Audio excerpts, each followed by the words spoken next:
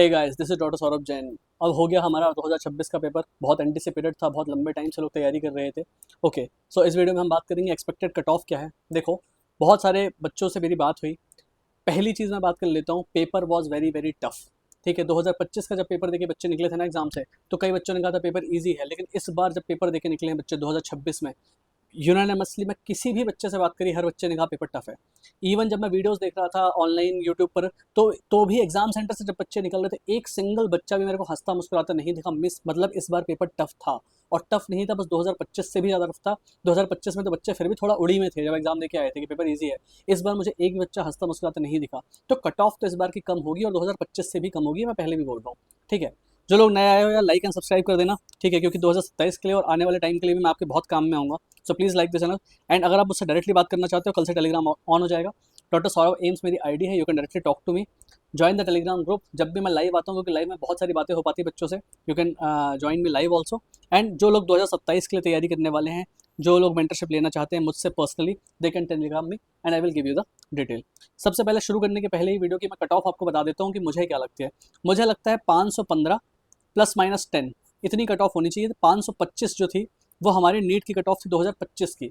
तो मुझे लग रहा है कि उससे भी कम से कम 10 से 15 नंबर कम जाएगी, इसलिए मैं 515 के आसपास का लेके चल रहा हूँ। हो सकता है इससे कम में भी सीट मिल जाए, और ये मैं बात कर रहा हूँ ऑल इंडिया कोटा की। ठीक है, ऑल इंडिया कोटा की बात कर रहा हूँ, जनरल की कट ऑफ की बात कर रहा हूँ। मतलब अगर आपको जानना है कि आपके स्टेट में आपको सीट मिलेगी कि नहीं, तो जो भी आपका पिछले साल का कट ऑफ था उससे 10-15 नंबर और कम कर लेना। अगर उतने तक आपके हैं तो you are safe, you can get a seat. Okay, क्या मेरी बात 100% सही होगी? कोई गारंटी नहीं है। मैं 100% गलत भी हो सकता है कट ऑफ थोड़ी सी और ऊपर भी चली जाए। बट हम बात यहाँ पॉसिबिलिटी की नहीं कर रहे हैं, बात प्रोबेबिलिटी की कर रहे हैं। मैं बताऊंगा क्यों मुझे ये लगता है, और क्यों मुझे लगता है कि मैं सही हूँ, क्योंकि कॉमन सेंस वाली चीज़ है। जो बातें हम डिस्कस करेंगे, यू विल ऑल्सो फील कि हाँ सर जो बोल रहे हैं बात सही बोल रहे हैं। क्योंकि ना मैं बहुत ज़्यादा, मेरे पास बहुत ह्यूज अमाउंट ऑफ बच्चों का डाटा नहीं है, लाखों बच्चों का डेटा नहीं है। मैं करीब 1000 बच्चों का मेरे पास डेटा होगा। 700-800 बच्चों से मेरी बात हुई है कल से लेकर के आज तक। कई लोगों से फ़ोन पे बात हुई है मेरी, कई से मैसेज के थ्रू बात हुई है। तो उस बेसिस पर, और जो मेरा पर्सनल एक्सपीरियंस है कम से कम इससे पहले कई बार एग्जाम देने का, उसके बेसिस पर मैं आपको बता रहा हूँ कि मुझे क्या लगता है और क्यों लगता है। देखो, पहली चीज़, पेपर वॉज टफ। ठीक है, it's absolutely clear to everyone. इस बार किसी ने नहीं बोला पेपर इजी थे। ठीक है, और एक आपको बात बताता हूँ कि किसी भी हिसाब से कुछ लोग जो अगर कहे भी हैं, कुछ टीचर्स ने भी कहा है या कुछ जगहों पे कहा गया कि पेपर इजी था, तो मुझे समझ में नहीं आया कि किस हिसाब से उनको पेपर इजी लगा। अगर एक क्वेश्चन भी इजी लगा तो क्यों लगा? 2025 में जब फिजिक्स का पेपर लोगों ने दिया था, तो उस पेपर में फिर भी ऐसे क्वेश्चंस थे जो इतने इजी थे कि आप छांट के कर सकते थे। जब मैं बच्चों को बोलता हूँ पेपर अटेम्प्ट करने का, तो मैं 2 राउंड में बोलता हूँ कि पहले राउंड में इजी क्वेश्चन कर लो, दूसरे में टफ क्वेश्चन करो। इस बार पेपर ऐसा था कि पेपर अगर आपके सामने रख भी दिया जाए और वो खूब सफिशिएंट अमाउंट ऑफ टाइम भी दिया जाए, तो भी इजी क्वेश्चंस को छांटना बहुत मुश्किल था फिजिक्स में। Okay, so physics was tougher than 2025। तो टफ तो 2025 में तो शायद आपको फिजिक्स बन भी गई होगी। इस बार तो शायद लोगों से फिजिक्स बनी भी नहीं। ठीक है, इवन टाइम होने के बाद 15 मिनट एक्स्ट्रा होने के बाद भी फिजिक्स नहीं बन पाई। Okay, so paper was very difficult. ठीक है, so physics was tougher than 2025। Calculation भी बहुत टफ थे, मल्टीपल कॉन्सेप्ट्स यूज हो रहे थे कि क्वेश्चन में। कुल मिलाकर के पेपर ऐसा था कि अगर आपको खूब टाइम दे भी दिया जाए और आप बैठ करके सोचो कि सॉल्व कर लो क्वेश्चन, 15 मिनट एक्स्ट्रा होने के बाद भी क्वेश्चन को सॉल्व कर पाना मुश्किल था बहुत सारे बच्चों के लिए। बहुत सारे बच्चे जो 160 170 नंबर लेकर के आ रहे थे फिजिक्स में एग्जाम के पहले, उनके भी 100 नंबर आ रहे हैं फिजिक्स में, वो भी मैं बहुत अच्छे मान के चल रहा हूँ। मतलब सीधा आपका आधा हो गया स्कोर। जो बच्चा 120 लेके आ रहा था फिजिक्स में, बड़ी मुश्किल से 50-60 नंबर भी नहीं लेके आ पाया। So overall physics was very very tough. No coming to chemistry. Chemistry तो कहते हैं कि इस बार ऐसी बनाई गई थी जैसी 2025 का इससे पहले 10 सालों में नहीं थी। So chemistry was also very very tough. Physical में कैलकुलेशंस बहुत ज़्यादा थे। ठीक है, बहुत ज़्यादा कॉन्सेप्चुअल क्वेश्चन पूछे हुए थे, एनसीईआरटी से भी थे क्वेश्चन, तो बहुत ज़्यादा कॉन्सेप्चुअल थे। कुल मिलाकर के केमिस्ट्री भी लोगों से नहीं बनी। तो हमारे पास अब 2 फैक्टर आ गए, फिजिक्स टफ थी 2025 से, केमिस्ट्री भी उससे ज़्यादा टफ थी। अब बात करते हैं बायोलॉजी की। कुछ लोग बोल रहे हैं बायोलॉजी बहुत ईजी थी। ठीक है, मेरा ये पर्सनल एक्सपीरियंस नहीं रहा। बहुत सारे बच्चों ने मुझे बोला कि बायोलॉजी भी टफ थी। बहुत सारे बच्चों ने बोला कि सर क्वेश्चन लेंदी थे, स्टेटमेंट बेस्ड थे, एआर क्वेश्चंस थे। वो बच्चे जो नॉर्मली के पेपर्स में 360 भी लेकर के आ रहे थे, 350 लेकर के आ रहे थे, वो भी 330 लेकर के आए बायो में। तो बायो में चलो फिर भी मान लेता हूँ 2025 जैसी ही थी। या मान लो अगर बायो थोड़ी सी ईजी भी थी 2025 से, लेकिन केमिस्ट्री इतनी टफ हो गई। ठीक है, तो अब मुझे एक बात अभी तक समझ में नहीं आई, जो कोचिंग वाले कट ऑफ निकाल रहे हैं। I did not got one thing still. Okay, चलो एक बात और कर लेते हैं, 15 मिनट एक्स्ट्रा मिला। 15 मिनट जो एक्स्ट्रा मिला था ना, अगर उसको आप कंसिडर भी कर लेते हो तो बात यह है कि क्वेश्चंस इस तरह के थे फिजिक्स में और केमिस्ट्री में कि अगर 15 मिनट आपको एक्स्ट्रा मिल भी गया तो भी आप उसमें क्वेश्चन सॉल्व करोगे तो आप आंसर नहीं निकाल पाओगे। ठीक है, तो ये 15 मिनट यूजलेस थे। और ऐसा हो चुका है पहले भी। पहले ना एम्स का पेपर 3.5 घंटे का होता था, एम्स का पेपर अलग हुआ करता था। उस टाइम पे केमिस्ट्री और फिजिक्स के क्वेश्चन ऐसे आते थे उसमें कि अगर आपको टाइम दे भी दिया जाए ना, क्योंकि क्या होता था, एम्स का पेपर इतना ईजी होता था, जो ईजी पार्ट था कि वो 2 घंटे में 2.5 घंटे में आपका सॉल्व हो जाता था। 1 घंटे में आप टफ क्वेश्चन करते रहो करते रहो करते रहो, आप करते रहोगे, होंगे ही नहीं क्वेश्चन सॉल्व आपसे। सो 15 minute extra doesn't matter if you can not solve the question. बच्चों ने क्वेश्चन पढ़े तब भी आंसर नहीं आ रहे हैं, क्योंकि उस तरह का क्वेश्चन कभी देखा ही नहीं, उस तरह की चीज़ कभी देखी ही नहीं, MCQ बेस्ड था नहीं। ठीक है, सॉरी, आपके PYQ बेस्ड था नहीं। सो दो 15 एक्स्ट्रा मिनट से भी कट ऑफ पे कोई फर्क नहीं पड़ना, क्योंकि वो जिस काम के लिए होना था क्वेश्चन सॉल्व करने के लिए, वो हो ही नहीं पाया। फिर एक बात आता है कि 1.5 महीने एक्स्ट्रा टाइम था। 1.5 महीने एक्स्ट्रा टाइम लोगों को बोलना बहुत आसान लगता है। जिस बच्चे ने 1.5 महीने पढ़ाई एक्स्ट्रा करी है ना, उससे आप पूछो कैसे खून के आंसू बच्चे रोए हैं। एग्जाम दिया, फ्री हुए, 10 दिन के बाद पता चला कि पेपर फिर से देना है, फिर सेटल होना शुरू हुए। कभी भी जब री एग्जाम होता है ना, कोई बच्चा बहुत खुशी खुशी नहीं देता है, बहुत थकाने वाला होता है। ये सफ़र जो है ना, पूरा ही अपने आप में बहुत थकाने वाला होता है। तो आपको 1 महीने 1.5 महीने आप बच्चे को एक्स्ट्रा पढ़ने को बोलोगे तो आप कैसे उम्मीद कर सकते हो लोग परफॉर्म और अच्छा कर जाएंगे। परफॉर्मेंस बिगड़ता ही है बाद में। ठीक है, बहुत कम लोग होते हैं जो अपने आप को बहुत मोटिवेट रख के पढ़ लेते हैं। मैक्सिमम बच्चे 99% बच्चे जो है एग्जॉस्ट हो चुके हैं। मोमेंटम गेन करने में वापस से बहुत टाइम लगा। कुछ लोगों का मोमेंटम कभी गेन ही नहीं हुआ, 50 दिन में उनका मोमेंटम बन ही नहीं पाया, क्योंकि मेंटली लोग थक चुके थे। फिजिकल वाली बात नहीं है। और एक बार नीट का स्कोर देखने के बाद अगर खराब आ गया तो उसी इंसान को दोबारा से उम्मीद जगाना कि तुम अच्छा कर लोगे नेक्स्ट टाइम, ये भी अपने आप में बहुत मुश्किल पड़ता है। ठीक है, बहुत ज़्यादा प्रेशर था, बहुत ज़्यादा अनसर्टेनिटी थी, बार बार री नीट की लीक होने की न्यूज़ आ रही थी। बच्चे ऑलरेडी बहुत ज़्यादा सैड और डिप्रेस थे, बहुत ज़्यादा स्ट्रेस में थे। कुछ लोग ने बड़ी मुश्किल से पैसा मैनेज करके पिछली बार एग्जाम दिया था, इस बार उनके लिए और ज़्यादा दिक्कत थी। ये प्रैक्टिकल प्रॉब्लम से जो हो रही थी। तो कोई भी जो ये कहता है कि 1.5 महीने का टाइम एक्स्ट्रा मिल गया तो किसी ने बहुत तीर मार लिया होगा, मुझे कोई भी बच्चा तीर मारते नहीं दिखा। 1.5 महीने में सब परेशानी हुए, तो वो तो छोड़ दो कि उस कारण से कट ऑफ ऊपर हो जाएगी। So overall that is why physics tough, chemistry tough, bio same level 2025 की तरह, 15 मिनट एक्स्ट्रा वो भी यूजलेस, 1.5 महीने एक्स्ट्रा वो भी यूजलेस। इन सारे फैक्टर्स को कंसीडर करते हुए मुझे समझ में नहीं आ रहा कि लोग कैसे सोच रहे हैं कि 2025 से भी टफ पेपर होने के बावजूद भी 2025 से कम कट ऑफ चली जाएगी। सीट्स भी बढ़ रही हैं, कट ऑफ कम ही जानी चाहिए, है ना। मुझे ये एक बात समझ में नहीं आ रही कि 2025 से आप कैसे ज़्यादा सोच सकते हो कि कट ऑफ इससे ऊपर चली जाएगी। कट ऑफ उससे नीचे ही जाएगी।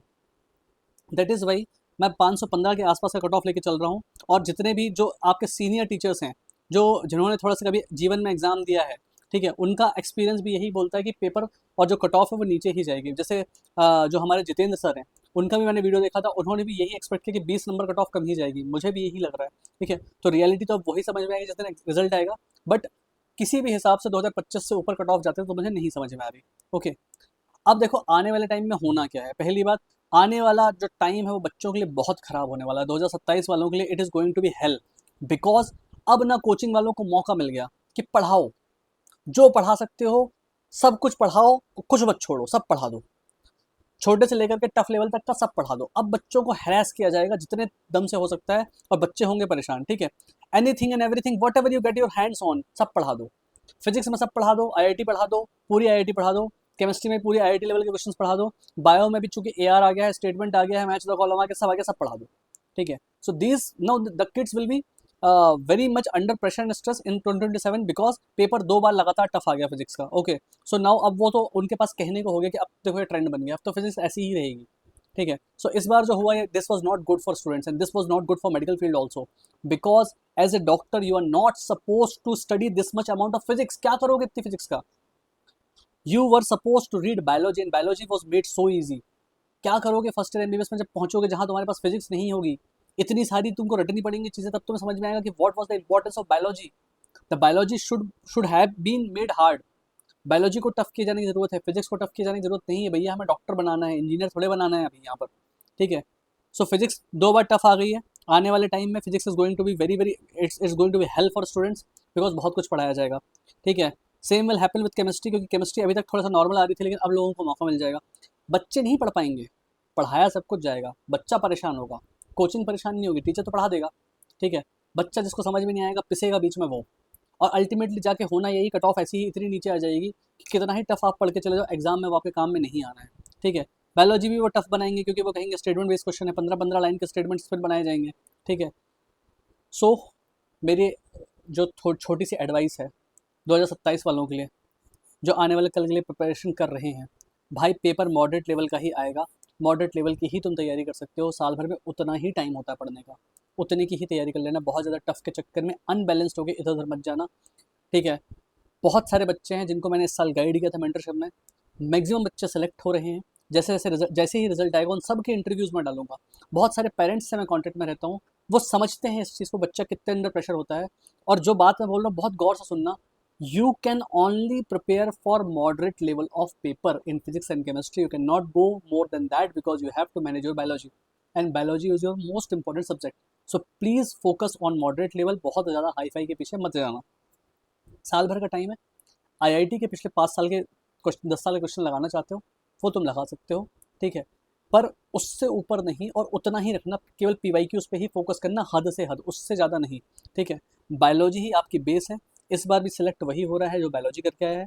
केमिस्ट्री की प्रायोरिटी हरदम फिजिक्स से ऊपर होगी, केमिस्ट्री करना क्योंकि आसान पड़ता है।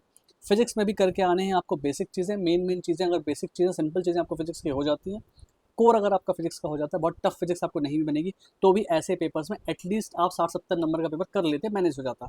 So the base for selection will always be biology, इसके बाद केमिस्ट्री, फिजिक्स की बेसिक चीज़ें।